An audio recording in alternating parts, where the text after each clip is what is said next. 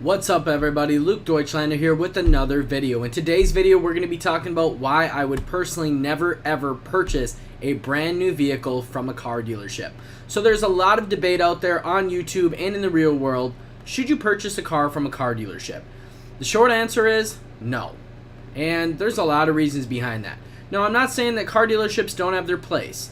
Car dealerships, in my opinion, sell a lot of cars to uneducated people or people who don't have any time and have all the money in the world. That's honestly the two short answers of it all.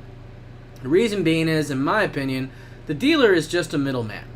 I've bought and sold, flipped many cars, many motorcycles, many snowmobiles, dirt bikes, four-wheelers, etc. All kinds of, automobiles or, ATVs or whatever you want to call it, motor vehicles, basically. And in my humble opinion, and when I say opinion, it's kind of based on logic, reasoning, and just personal experiences. When you buy a car from a car dealership, it's actually typically going to be less reliable than buying one from somebody on Craigslist or Facebook Marketplace. And the reason being is, when you go to a car dealership, the salesman that's selling you that car doesn't typically know the history of that car. They may say that they do, but that doesn't always mean that that's true. So I want to tell a little story here. My girlfriend actually purchased a vehicle from a local dealership. Now, at face value, the car was a decent deal, and I negotiated the heck out of them. Believe me, the car was actually listed at $9,999. And although I knew that that was a little high, they started off at $7,000. I knew they had it listed high. I don't know why they had it listed that high. But they started off at $7,000, and I told them that I didn't want the car detailed. I didn't want it cleaned up. I didn't want it checked over or anything because I know cars pretty well, and I knew that the car that she was buying was going to be pretty dependable. So I ended up getting this car for $5,000. Now, we paid a fair price, and, it's very seldom that you can walk away from a dealer with a car and not lose a bunch of money on your investment. Now, I call a car an investment because investments appreciate and depreciate. Now, the only negative side to owning a car is typically all they do is depreciate. When you go to a dealer and you purchase from a dealer, since they are a middleman, you're purchasing a car basically that's going to just depreciate as soon as you drive it off the lot, whether you're buying new or even used. But going back to this used car, the dealership really didn't know the history on who owned this. Now, the one thing that I didn't like about the car is the car was basically littered with, lottery tickets, energy drinks, like 5-hour energies were all over. And what this told me is this was a couple possibly that owned the car, or maybe a construction worker that just didn't really give two damns about the car. And in my opinion, it wasn't really that well taken care of. Now, it was in pretty decent shape, but the interior just told me that the person that was in that car definitely, was not taking care of the car how they could have been. I mean, they could have done a lot better job maintaining it, just keeping it clean, etc. I mean, the people that own it were probably pigs. And this is a really bad sign where you wouldn't necessarily want to buy the car. So I personally, my dad owns an auto body shop. I personally detailed the car, vacuumed it out, shampooed all of the carpets, all of the seats. I got the smell out of it, and then the outside was in pretty good condition. So other than that, it was a fair buy. But if you're an average person, you don't have those kind of connections, that stuff might be a lot harder for you. Now, here's the other kicker.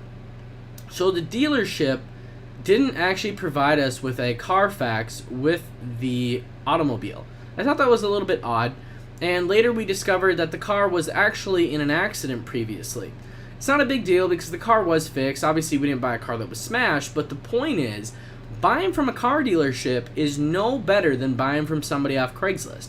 Because when the car dealer buys an automobile from a seller, somebody who sells or trades in a vehicle, the dealer only knows what the seller tells them. Now, there is a such thing as a Carfax report, and that might tell you that there was an accident.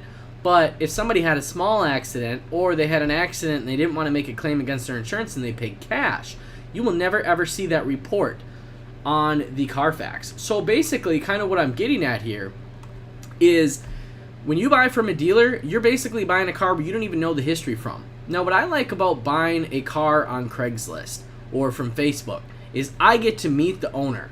Okay, when I have bought in cars before in the past and flipped them, when I drive 30 minutes out of town and I ended up driving to a little nobody town and I pull up to the nastiest, most rundown house and yard that I've seen in quite some time, I know that the car is going to be usually a pile.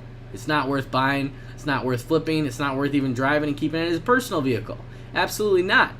Now, when you pull up to a seller on Craigslist or Facebook and they've got, a big 2-story house, 2-3 car garage, you know the car is going to be maintained because people who are successful typically take care of their stuff. And, when you're dealing with somebody also who obviously is successful and has a little more money, typically people who have the funds to fix things, fix them. But people who are selling cars that are very broke oftentimes neglect to fix things. It's kind of one of those, well, my rear blinker's out, but I'll get by till next week. Or, well, I lost my gas cap, but I don't really need to buy another one. It doesn't hurt the car. You don't want to be buying from people like that. And the problem is, a lot of these dealerships that get cars, and they don't want you to know this, a lot of these dealerships get cars from poor people. They get people in there because people who buy from dealerships and sell to dealerships are people who usually need financing. People who need financing are always typically going from check to check to check. People who have a lot of money just pay cash for stuff, or sometimes they might put a very large amount down. But the point is, all kinds of cars, you got to think of car dealerships as basically all kinds of cars end up there.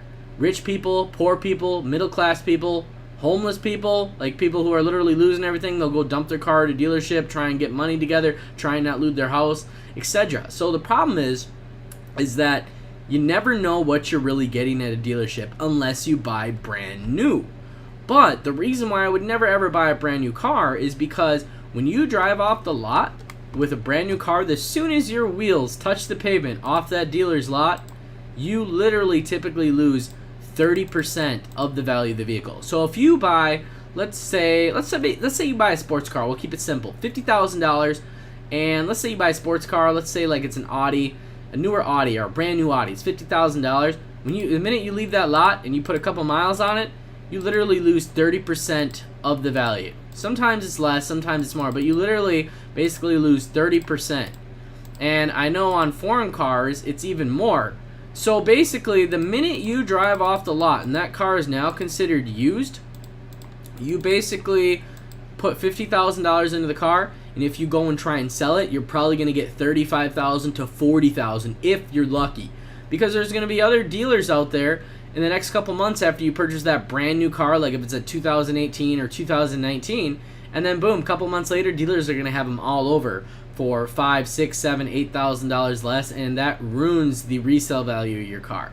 I would never ever buy a brand new car due to the fact that you lose 30% of the value. If you were to try and buy that car and then sell it, or let's just say you had to sell it, you're not even going to be able to get rid of it for what you owe on it, and then you're going to owe additional money after you sell it.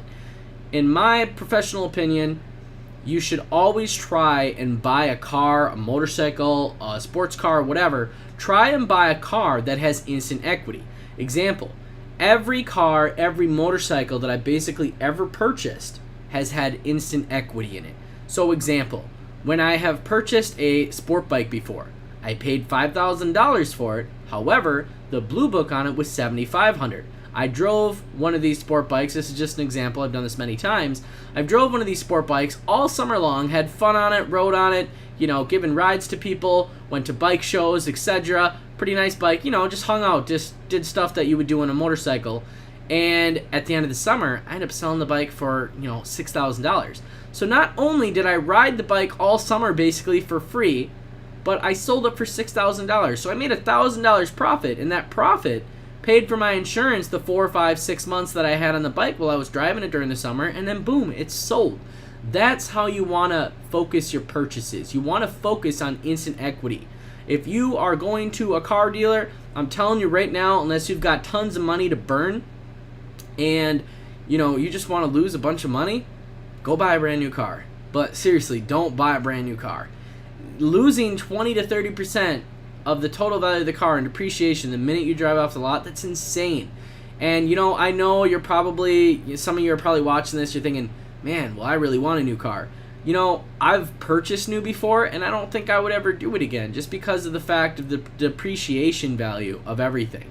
And what's crazy is the fact that, everybody is encouraged, oh, you should just buy brand new, you should do this.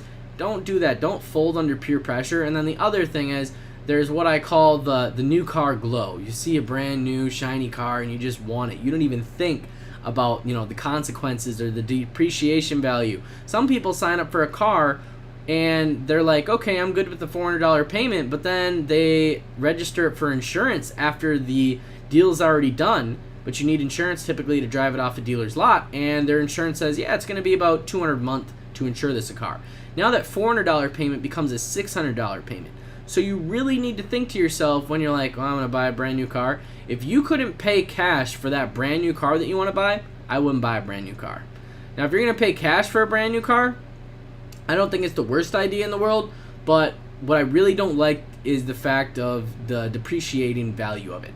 If you want a new car, honestly, one of the best things you can do is search your local market, search Craigslist, search Facebook Marketplace, search Facebook groups, use keywords, and then you can also look at Car Gurus is another good one, and try and find a car that's basically either a year old if you're wanting to buy new, or the same year but just with some miles on it. Because basically, if you find example, say a 2019, we were talking earlier in the video, a 2019 Audi for $50,000.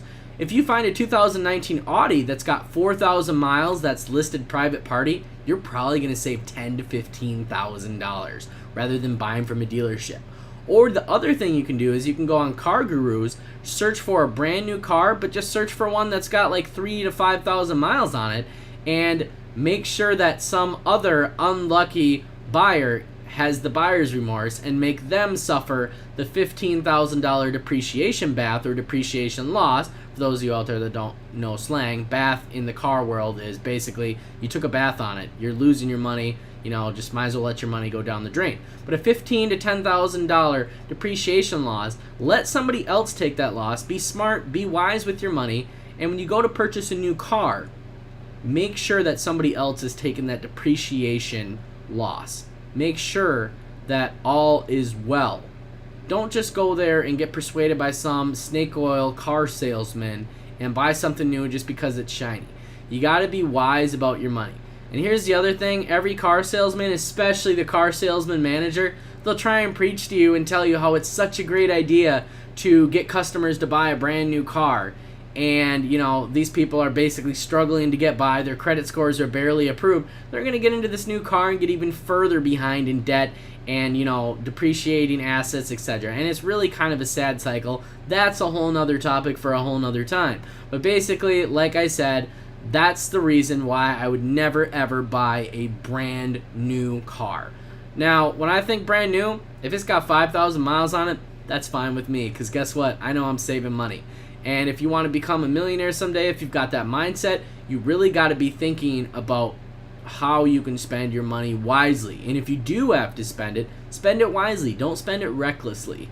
So, that being said, this is kind of a little video on why I won't buy a new car. And also, like I said, watch out for those used cars at the dealerships too. If you're going to buy a used car, especially one that's got higher miles on it, you're better off, honestly, going and finding one private party. And then what you can do is you can take that car over to a local mechanic shop, just have them check it out and see what they think, even have them drive it down the road, get it tested.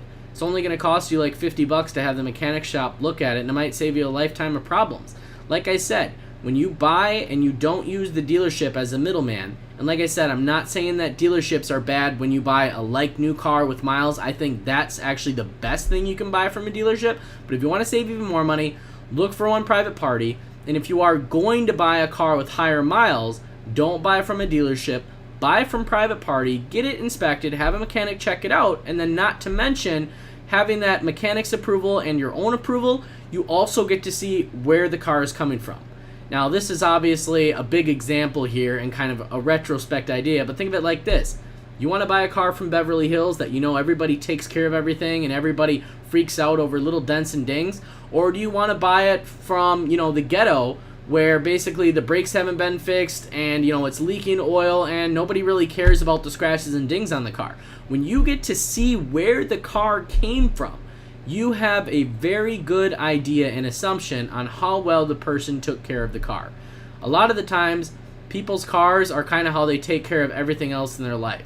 I'm sure you all are picturing somebody right now in your head, like that one friend or that one person you know where their car's always spotless, their house is always spotless, and you know if you bought that car from that friend or that person that you would be in good hands because they take care of their stuff. You gotta buy cars from people who take care of their stuff every time you look. And if you're buying from a dealer, like I said, they don't always know the full story. They don't get to meet the people. They don't get to see their house. They don't get to really know them at all. Most people who are selling to dealers often lie because of the fact that they don't feel bad since they're selling to a dealer. It's a company. It's not going to hurt anybody, which, you know, is a rather misfortune for the dealership, but don't let that misfortune be on you. So that being said, I hope you all enjoyed today's video. Make sure you like, share, and subscribe. Drop a comment below. Also, would love to hear what everybody has to say about this video and your personal car experiences. Thanks for watching, and I'll see you in the next video.